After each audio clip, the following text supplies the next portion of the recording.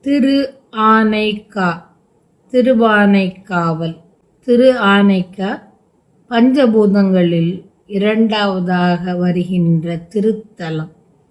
அப்பு திருவானைக்கா பஞ்சபூதங்களில் நீரை குறிக்கும் தலம்.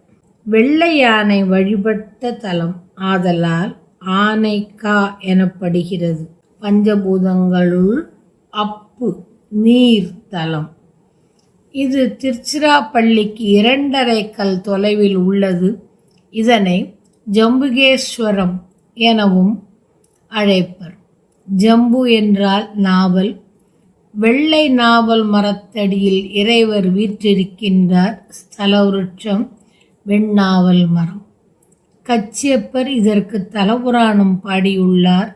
இதன் வேறு புராணப் பெயர்கள் மதகரிவனம், அத்யாரண்யம், தான பொறுப்புவனம், உரலடிவனம், மாதங்கவனம் என்பன.